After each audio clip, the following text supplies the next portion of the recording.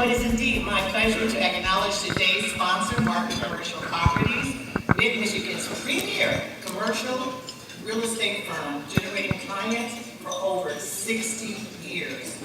As market leaders, Martin's experienced team had a passion for excellence, helping businesses grow and evolve through strategic real estate solutions. Martin's decades-long involvement in downtown Lansing spurred their partnership with the Lansing Chamber and helped to assemble this thought-provoking panel discussion that we're going to have today. Our moderator for today's event is Lorri Rishar, a 30-year communications veteran. She is recognized as one of the top marketing professionals in Michigan. Lorri began her career as a community journalist, and in 1994, she made the switch to a public relations in the Michigan House of Representatives Communications Office. From 2001 to 2007, she was the face of Sparrow Health Systems. I worked with her here. She taught me everything that I know. And serving as its Director of Marketing and Community Relations. Lorri co-founded Edge Partnerships, a full-service marketing and public relations agency.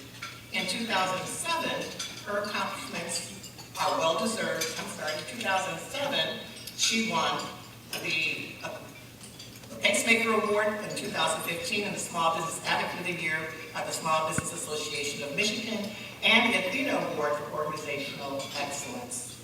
Lorri's also, I'm going to say this because I'm standing here, chair of our AARP Michigan Executive Council. I mean, that's as important as anything else I've said. But more than anything, I am absolutely privileged and honored to say that Lorri is a dear friend and a woman of integrity, and it's my honor to introduce Lorri Rishar.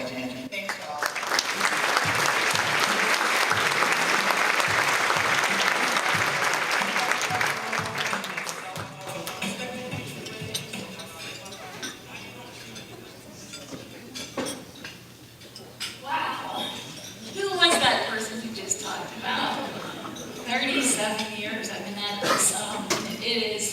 Beyond my pleasure to be here today to talk about something that I live and breathe every day. I'm a business owner. I own a building in downtown Lansing. I feel the heartbeat of downtown every single day. And some days it's a little slow. And I try to pick that up. I hire a diverse team of wonderful professionals. I've had the pleasure of working with some of our panelists today who have made me proud to be not only a Michigander, but to be a Lansing City business owner and lover of all things Lansing. So I am proud to be Lansing. To introduce this esteemed panel today, Cathleen Edgerly, love your last name. I think you should come work for me. With more than 10 years experience in downtown advocacy, Cathleen Edgerly serves as the Executive Director of the Capital City's Downtown Management Agency, Downtown Lansing Incorporated. Would you please join me up on the stage?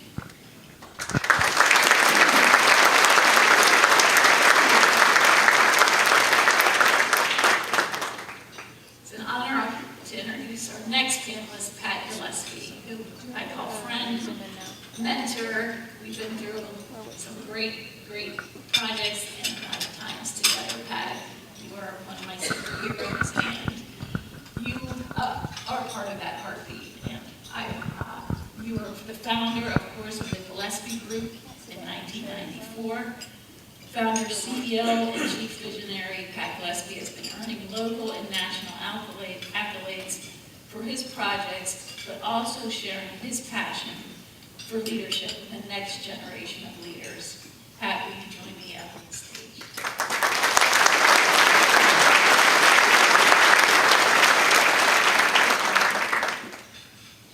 John Hindo, with more than several decades of experience as a private practice attorney, with a concentration on real estate and commercial transaction, John applies his considerable knowledge and background toward presenting representing clients in all facets as president of Boji Group.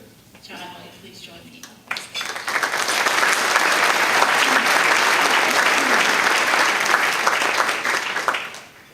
I feel like each panelist has been one decade in my life. Van was one of the earlier decades.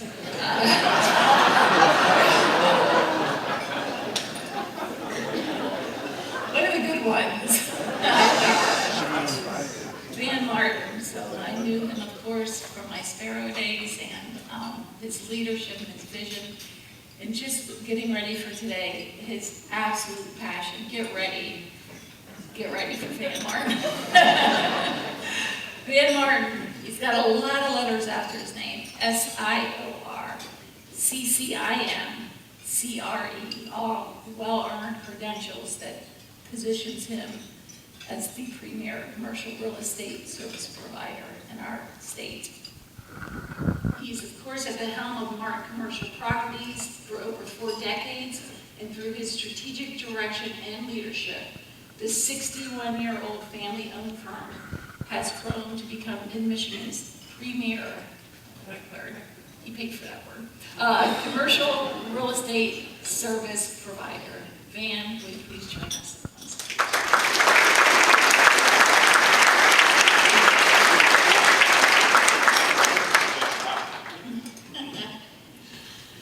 So I get the envious job of asking all the questions and not having to answer any of them. So we will start with Cathleen, who is in the downtown and is driving the future and the vision and the long-term transformation of downtown.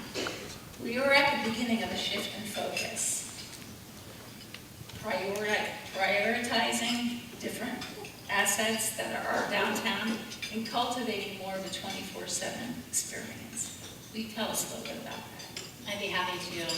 For those of you who know me, I can talk about downtown Lansing and downtowns in general, like all day long, so we'll spare you that. But it's interesting as someone who's lived in Lansing my entire life, and my family for generations has also lived in Lansing, I think we need to acknowledge that Lansing had its challenges before the most recent path, right? We talked about it for generations. We talked about the challenges that we were facing as a downtown that was quite literally built around a daytime work.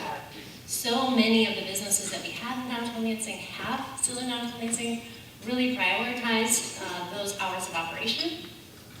And so when COVID hit, I hate to say the C word, but it hit, the talking had to turn into immediate action. And as the downtown management agency, our role was to bring the community together, to reach out to various stakeholders who make up our downtown business district and neighborhood, and really come together to stabilize and strategize. When I say stabilize, it's a couple of the things that we did. We really needed to stabilize and make sure that those important people and places who made up our business district could continue to be part of our business district for years to come. So we did it through different initiatives like the Lift Up Local Ambassador Program with our partnership with Michigan Premier Events, looking at our residents to help us tell the story of the businesses who are still open in a variety of ways, how you could support them when essentially so much of our world was shut down. We also needed to connect people when we all felt really disconnected, right? That's so important and remains very important today. And we took on the role of advocating at a statewide and local level to bring very important dollars into our community and get them into the hands of our downtown businesses as quickly as possible. And we were able to successfully do that, and just in 2 months, we'll have gotten over $1.5 million out into the hands of our small businesses through small business programs. But then the next, that applause goes to my phenomenal team and a whole group of really impressive volunteers. But then as we look ahead to strategizing, how are we going to make sure that we have a stronger, more sustainable capital city and downtown for future generations? We had to look at a variety of things, again, all collaboratively, and some of the things that we did is really lead by example.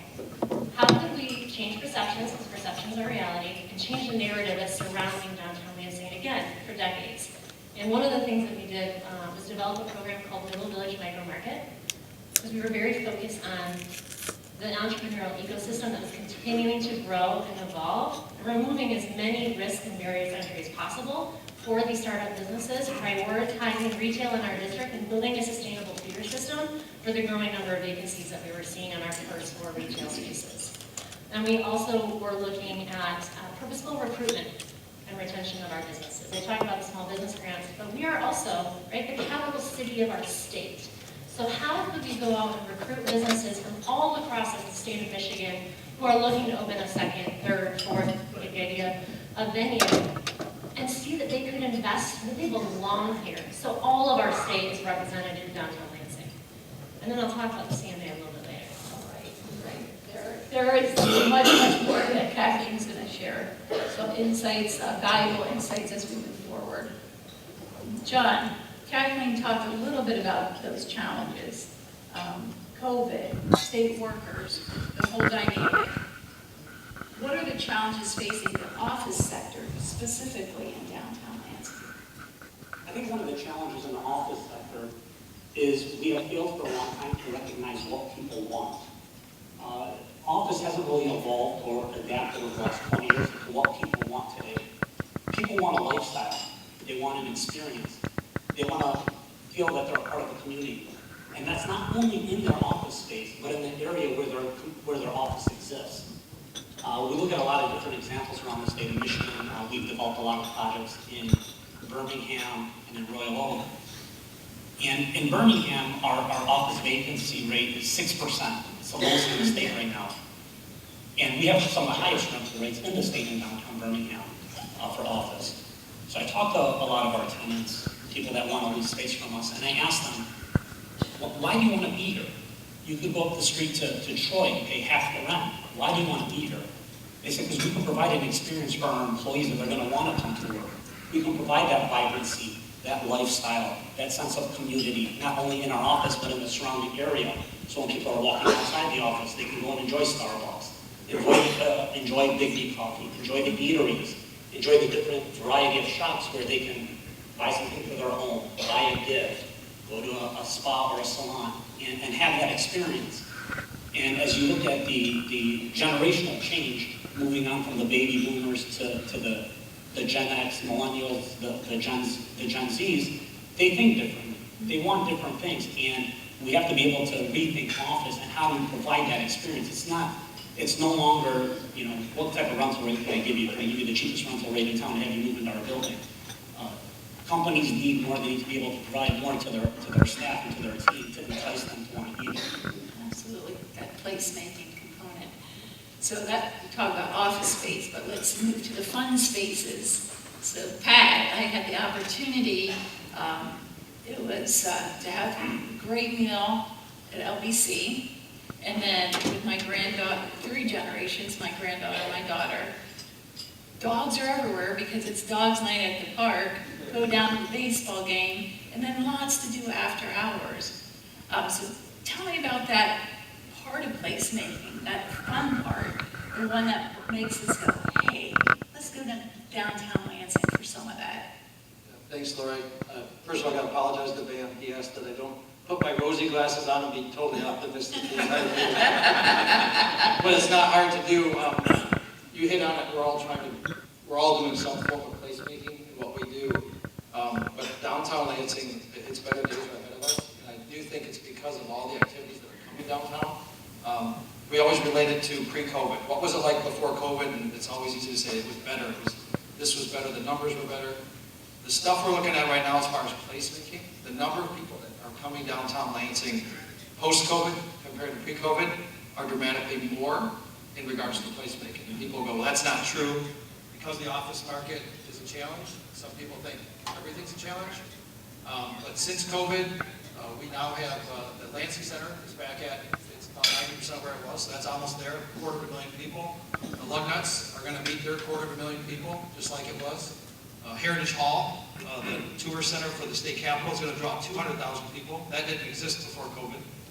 The new Ovation is going to draw 150,000 people.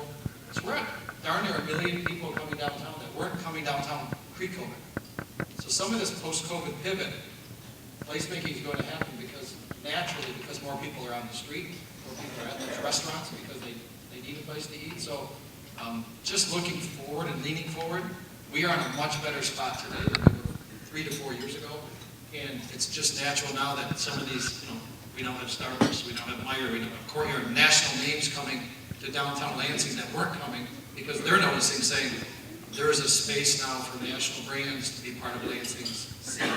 So you know you're winning when you get the national brands starting to chase your community. So we're in a good spot right now. And because I am a seasoned now professional, some of you in this room may remember Pat's boat rides down the river.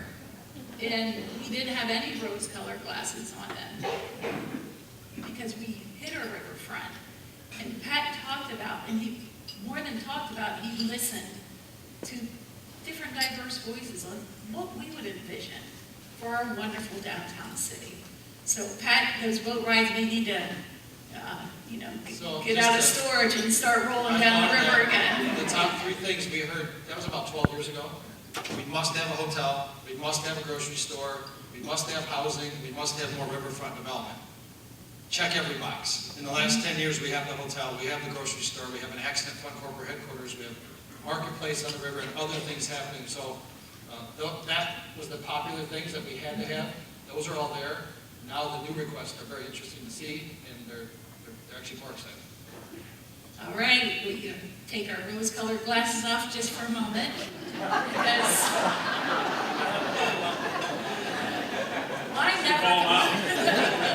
mine never come out here and implant their contacts, but Van, give us a reality check. What? Give us the because if we don't face reality, we're not dealing in fact. And we are not where we want to be. We may be further from where we were. But give us some insights into some of the pain points and what are those challenges that need to be overcome. Well, I was going to kind of lead, but I mean, the pain points, and I was going to reiterate it from perhaps this other question, but the first thing is obviously people, population. We need population density. That's what we need in the downtown. And at some point, we have to reach critical mass. And until we reach critical mass, we're not going to get sustainability, which is essential, I think, for the vibrancy of the city and ongoing. So you look at the drivers. What are the drivers that are out there? We have to have job creation, infrastructure. I'm not talking just about utilities and what have you. I'm talking about cultural. We can talk about entertainment. We can talk about education. All these things are critical elements, I think, for a vibrant city to reach the critical mass and reach stabilization. And then the vision. We all have vision, and these guys are much more visionary than I. They're creative in terms of what they do. We're fortunate to have them, leading the way with development activities in downtown Lansing. They're both clients. We do the Lansing for them and take care of it. So thank you. Get that pitch in. Pat, I'll see you after. But we have to have a vision that everybody buys into. And in order to pull this off, we have to have cohesive leadership. We have a lot of good leaders. We need to have cohesive leadership to put this together. And we need a plan, and then we have to implement the plan. I would advocate that Lansing needs a body similar to what Grand Rapids has, in the sense of a grand action, grand action 2.0. But I think we need a plan of business people that set this vision and help steer the path forward as all of these ideas and creations come out. The other thing I think that we need are the corporate and community stakeholders have got to be committed to downtown Lansing. And I don't care if it's just pulling out names, whether it's MSU, we're sitting here on the campus. Are they in downtown Lansing? No. Are they in Grand Rapids? Yes. Are they in Detroit? Yes. We need them in downtown Lansing. That's an example.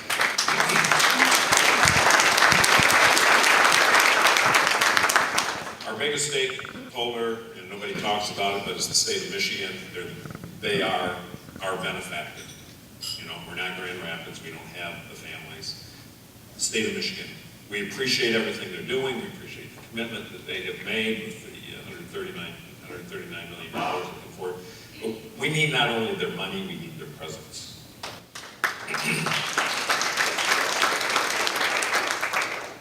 And I think, with what everybody's talking about, these projects, there is a lot of excitement. That's why we're here.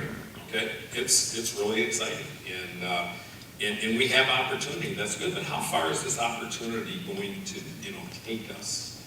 And is it going to get us to the point that we need to be?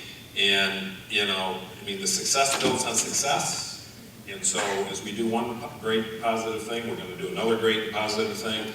But the reality is, these projects alone aren't going to get us where we need to go until we hit. And we reach this critical mass component. And there's many examples people always talk about. Go to Greenville, South Carolina, go to Nashville, go to Raleigh, Durham, go to Madison. We did a benchmarking report in 2020 and it highlighted, these cities that, how we rank against them. We need to revisit these sorts of things and look where we are today versus, where we have been. So I would ask everybody, what is our vision? Okay? What is the plan? And who's going to implement it? And I think these are the critical factors that we have to do to get to the next level, get to sustainability. Excellent. We know the challenges, the opportunities. I love facts. So Kathleen is going to share some facts based on real data about the downtown market analysis and the results. And I put a news release on that about a strategic plan. And what that strategic plan, the measurable objectives as a marketer, there's a lot of gray area. But at the end of the day, what does success look for? So we have to know the facts, right? We have to know the objectives. So we share some of those insights from that study. Yeah, I'm happy that you brought up that study and the facts and the data, because thriving downtowns, they don't just happen from guesswork. They don't just happen by accident.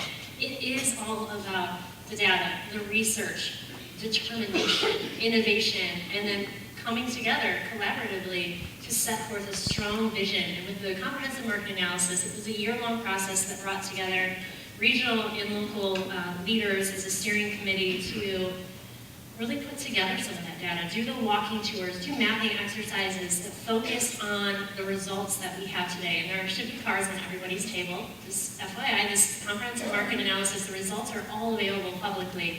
But what the results highlighted, and not all of it is a surprise, right, is the critical mass of the density.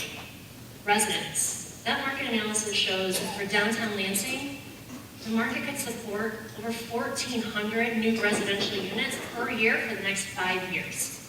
So that's something that we have to work on.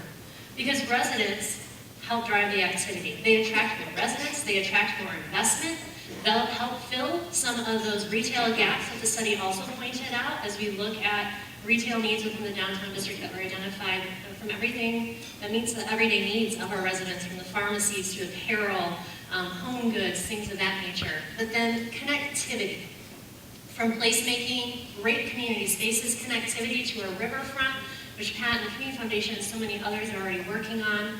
Connectivity between our neighborhoods, between the downtown district, Rio Town, and Old Town.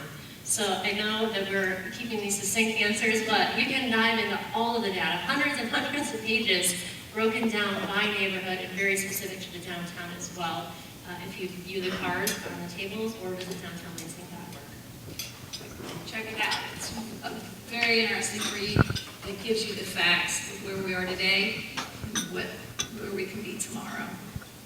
John, I'm coming back to you a little bit because the office space is something I know. I live and breathe it every day. We started in Old Town, love Old Town. Someone back then in our early days said, no one will take you seriously in Old Town.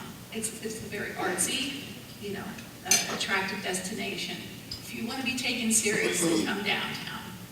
And so I bought a building downtown. I invested it. And to see businesses come and go, it's heartbreaking to me, because they're all my brothers and sisters who are entrepreneurs, who had a dream. And so, can you talk a little bit about what are the enticements that will have a business owner like myself say, I'm not going to be maybe in an office space, remote, but I want to be down where it's happening. So can you talk a little bit about those enticements and what would you tell a business owner to bring them back downtown? So as I mentioned earlier, it really is the experience, the sense of community. Most people today want to be in an environment where they can live, work, and play. That's the tagline, whether you're in downtown Birmingham, downtown Loyola, or any of the other great downtowns in the state of Michigan. People want that experience. And it all starts with, as Van and Kathleen said, bringing the people back down here, maximizing density. There's a lot of demand, there's a lot of room for growth in the residential sector. Once you bring all these people to downtown Lansing where they're living here, then downtown needs more eateries. It needs more shops. You start to activate downtown and create that buzz and that experience. And in turn, what that results in is people now want to also work downtown. And it's a culmination of live, work, play, and how do we create that environment? And I think it starts with the live and bringing the residents to live in downtown Lansing. All right. So we'll go back to. Yes. I can piggyback that. Okay, I thought I heard a piggyback in the one, so. I can piggyback that. Take it, Van. A little bit about, just office, and as we know, the Boji Group have done wonderful things in downtown Lansing since they came into the market and acquired the Michigan National Tower, now the Boji Tower in 1998, and have been significant players. The most recent project, Louis, I think this is an example of what he's talking to, and that's creating an office environment that the office workers want and the employers want to put their workforce in. And I'm going to just give you a little reality check. I don't know if you have the chart back there of the office sector in downtown Lansing. We have surveyed the office sector, primarily Eric Rosecrans here. Give him some little acknowledgement for all his hard work over the years. And Eric's the downtown office specialist, really. But if we have the chart, so this gives you an idea of what has happened. This is a reality. This is a challenge that we face in our work. This is my work. This is Eric's work. This is Tom Jameson. This is what we deal with our clients. Pre-pandemic, you're looking at a overall vacancy rate of 13.7%. Putting that in real numbers, you get about 270,000 square feet of vacancy pre-pandemic. Now we're looking at about 700,000 square feet post-pandemic. Now I'm going to tell you, this is the challenge though. 700,000, this is multi-tenant, non-state type buildings. If you throw in some of the other corporate buildings, the vacant buildings are nothing. We have 1 million square feet of vacancy in our CBD. We have a developer like Boji or like Gillespie, if they're actually going to go through a conversion, they're going to need some incentives to do it. So we have to get back to some of those things that are going to help drive that, to take a look at our office stock. Our office stock, it's aged, okay? It doesn't meet the requirements of what corporate occupiers want to see today in terms of just the excitement. But it's the design, it's the built environment that is going to bring the worker back. And all of those elements that go into that environment. It's our world from the pandemic on the office side. Everybody's experienced this because I don't care if you're entrepreneurs and you're going through workplace strategy, it affects what you're doing, the decisions you make.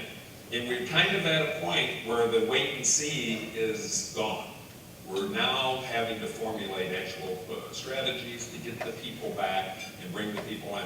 And whatever side of the equation you're on, CEOs, they want their people back in the office.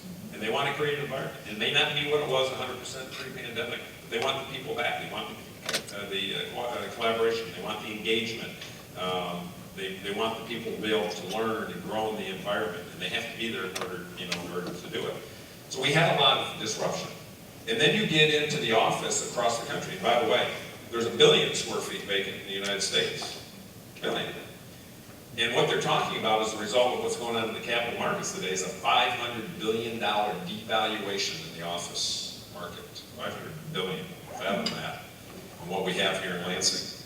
But with the cost of capital today, even the availability of capital, we have many of our good friend lenders here today, please dole it out. Pat will take a little, John will take a little, we'll take a lot, because we need more data. But the availability of capital alone is difficult, and then you get into the cost of construction.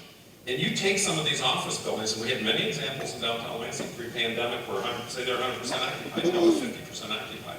Their capital stack went upside down in terms of the value of the building and their ability to be able to own and operate a building profitably. I could go down the road a lot further, but I'll leave the rest of these guys. But that's one of our challenges, and I hate to go down that road because there are so many positive things and so many great momentum. And let's build on it, and let's make it happen. Let's figure out a way to take care of this old stock office and get it occupied and taken care of. And I think there's no better audience, right, than this audience right here. Everybody write something down, we're gonna pass the hat, and Yeah, we'll there you go. Challenges, opportunities, data, facts. So there's going to be a lot of questions. So I'm going to pose one final question to each of our esteemed panelists, and you've got 2 minutes, okay? 2 minutes, and so this has got to be a really gut. If there's one thing that would change downtown, what would that be? For the better. Ladies first. There's no silver bullet, but people. People make the place. People attract people, they attend the events, they enjoy the amenities, they drive future investment, they support the businesses. People matter, and we need more people in downtown Lansing. But I also think to add a little caveat to that too. As we think about the future and the vision, mediocre actions and just conducting business as it used to be, this comes with mediocre results, right? We need to take bold actions to have bold results. So let's show up, let's support, and let's invest in the future of Michigan's downtown and the downtown and capital city we know Lansing can be.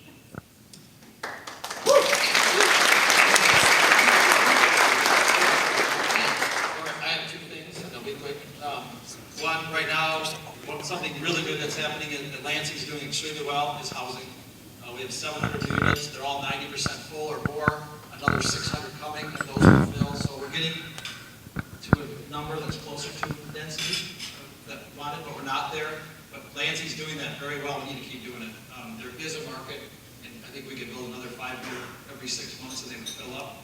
That changes a lot of the trajectory for restaurants and entertainment and social life. But if there was one wish that you could do, I don't want to point out the Michigan State table right there, but Van mentioned it. 500 students downtown Lansing every day, walking around, studying, taking their classes there, similar to what has happened in Grand Rapids, similar to some of the investment in Detroit. That would be a game changer for Lansing to have a giant Block S downtown and have active students on a daily basis. That would really change the energy level.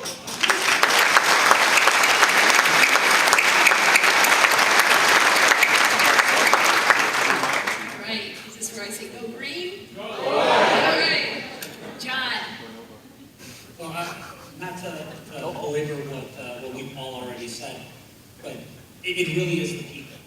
And the more people you have, the more you're going to spur residential developments, in turn you're going to spur retail developments, which will in turn spur office developments. It's a domino effect, and it really starts with the people. I mean, Cathleen hit it perfectly. It all starts with the people. And if we can get the people, we'll be able to activate downtown. We'll be able to activate the residential, the retail, and the office, and transform downtown. With the administration, you can have better partners that have an open door policy. They're invested in the future of downtown Lansing. They're open to hearing about ideas, creative solutions, innovative ideas, and providing support wherever they can to help in this process. All right, wonderful. You're bringing us home. Bringing it home. So the consensus is people, bodies, population density. I think everybody agrees with that. But I'll go back and say, the answer to how to achieve that is not as easy. me, again, the job creation, the infrastructure, and then the vision and having the leadership and the body and bringing all that together to lead us to this critical mass point so that we can get over that. And I can remember when Grand Rapids was going through that, 25 years ago, and we got over it. We can get over it. We got great local partners, we got great local visionaries and developers that are here, people wanting to get involved. We got an assortment of great projects that are in process right now. Let's build on the momentum. Let's build it. As I said, success builds on success. Let's make it happen. I think we can do it, but we got to bring it together. Excellent. Well, thank you to these panelists. And now you get to ask all your burning questions or share your wonderful ideas, or there is lots of space. Come join us in downtown Lansing. The challenge is out there. So there are microphones. I'm first. And Pat, I want to tell you, we had a near Chicagoland experience walking around the district around the baseball stadium recently this spring with a group of friends, and it was fabulous. Good food, good music, good friends, good locations, everything about it was good drinks. But it was walkable, and that was amazing, and that's what I think the people that you're talking about that we need downtown want. And it was incredible. So I really encourage that. But I also want to say, where's the $600 to $800, $900 a month rent? Many of the people that we want downtown can't afford to do the things that make a lifestyle living downtown if they're paying over $1,000 a month rent.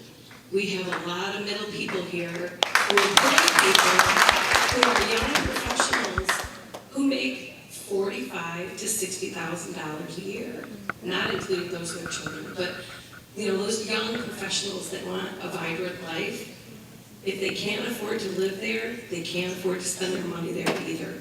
And that's really necessary. I was really excited about the Gillespie project until I saw the dollar sign. I was like, oh, dang. Yes, please. Your name's all over that, I think. I know, I agree with you, and that is one of the number one things we're hearing. And you'll be happy to know that a couple of the projects that are coming in the next 24 months are not ours, but they are people that specialize in affordable and missing middle. And the state of Michigan is really focused on missing middle, so they're coming up with some funding to do that. So some of those will be covered, not all of the next 700 units, but I would say 150 to 200 will be in that marketplace, and hopefully more. So that is badly needed. That's the number one thing needed in our town right now, is that price range people, because they will live downtown, and they want to live downtown. They just need a product, and it's not there right now. So thanks for bringing that up. So, whoops, Susan. I get that all the time. So, I see the DBIs in the world are incredibly busy. So could you speak to the redesign of a lot of offices that are there, and what architecturally you're going to do as far as safety of workers, which might be one of the problems in bringing state workers back downtown too? That's a really good question. So one of the things we're doing is we're working with our architects to redesign space. Every time we work with a new tenant that wants to come to one of our buildings, we're focusing and emphasizing on really cool spaces. How do we make these spaces an experience where we can activate them and give people a sense of community? A space where people wake up and where they say, I want to go to that office, and creating that experience.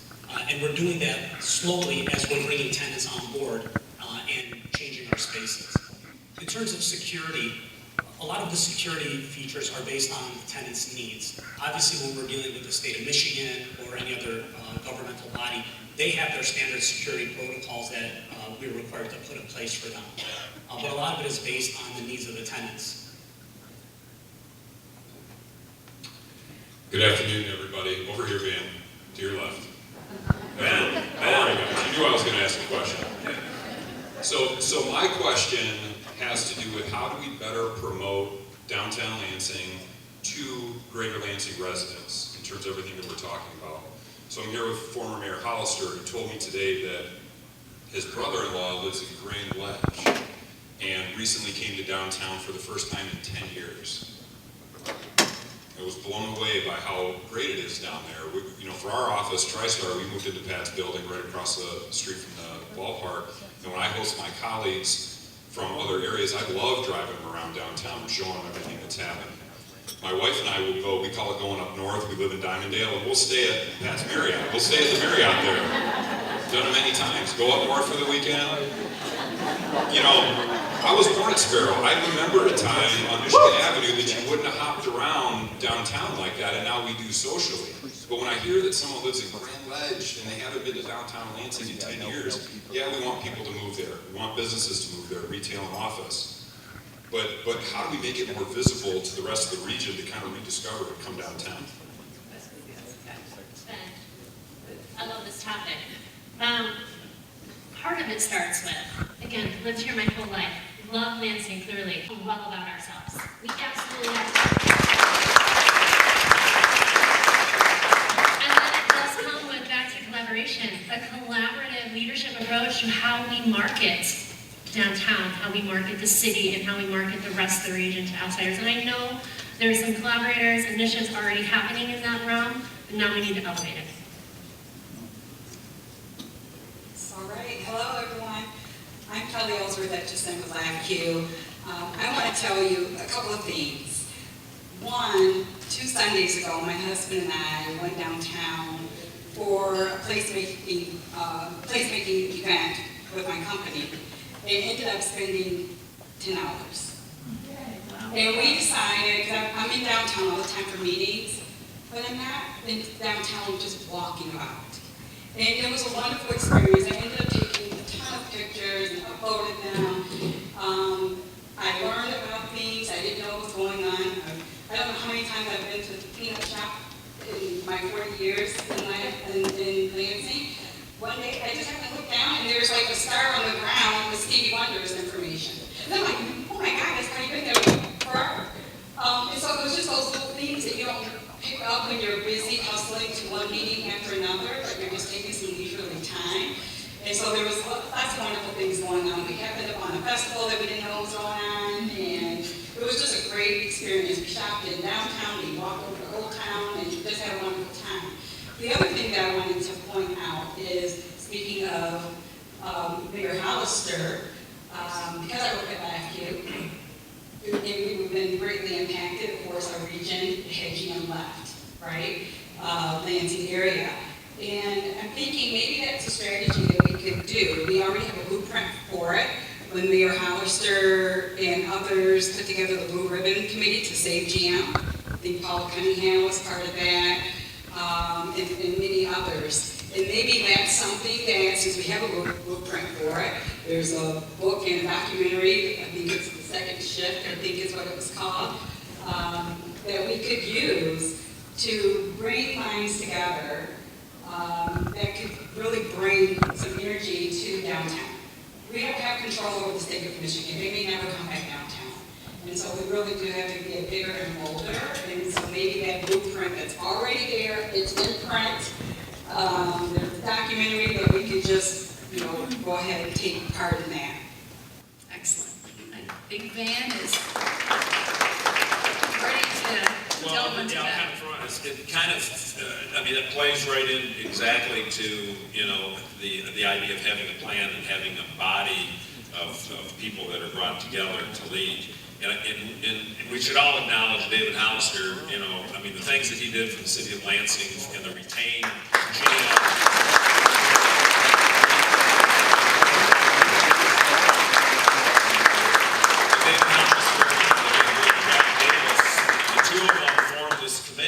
And they made a difference. Not only did they retain GM, we had 2 plants. We got 2 fibers. Now we got the Ultium. And the things that, and he had the vision of an entertainment to put Lugnut Stadium downtown.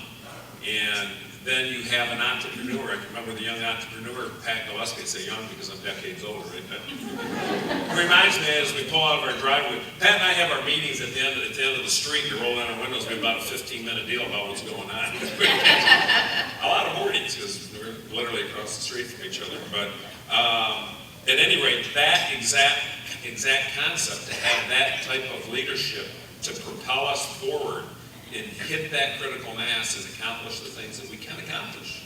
If we bring it all together and we're committed, to making that happen, I think is the answer. So thank you for bringing that up. But David, I wanted to acknowledge what you did, and Pat wants to thank you too. I think he said he's going to send you dinner every week because you launched the lug nuts, and that launched the Stadium District, and the Stadium District is the vitality area we got going downtown.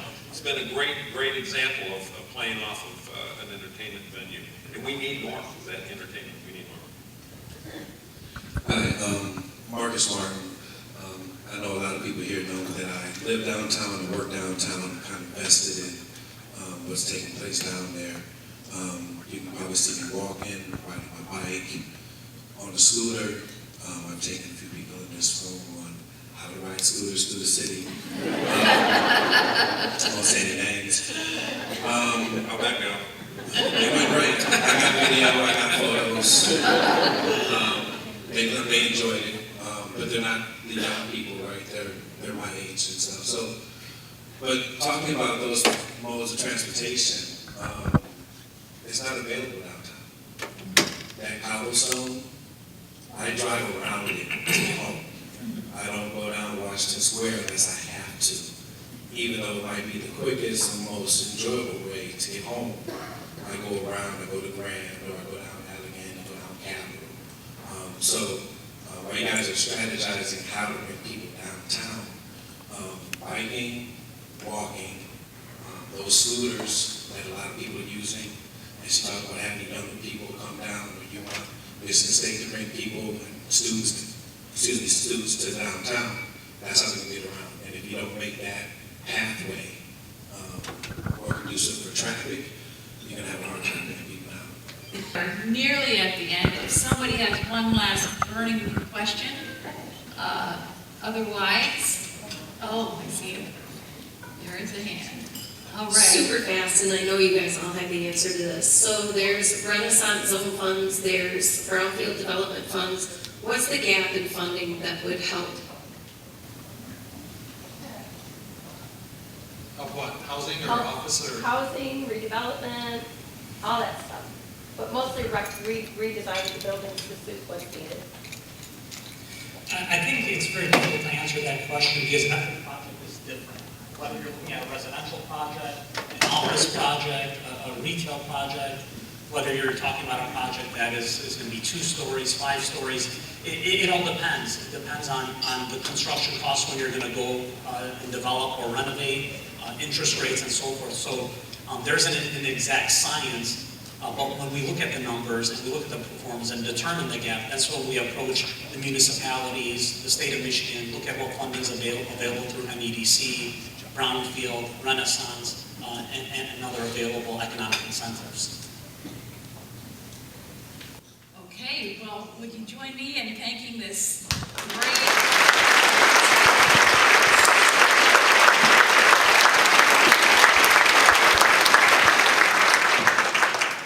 Lorri, thank you for guiding the conversation today. Van, John, Pat, Kathleen, for your excellent input. We could probably do this for another hour or 2, right? I think we probably just touched the surface on a lot of the things, but I tell you what, we leave here today with a lot of optimism.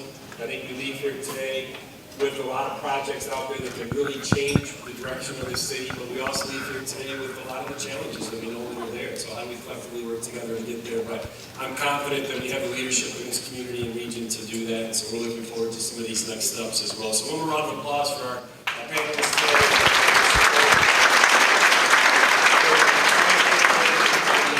Team for supporting the program here today. As I said, this was a couple of years in the making and discussion of when the timing is right and so forth. And so thanks, man, for that leadership. Our next economic club is going to be on October 3rd. We have Jamie Fulmer hosting a great conversation. He's a consultant or an author in schools, and you kind of tie that business and education piece. Former director of the Iowa Business Roundtable as well. So you don't want to miss that one on a business education partnership. So enjoy the rest of the day today. It's football season. Go green.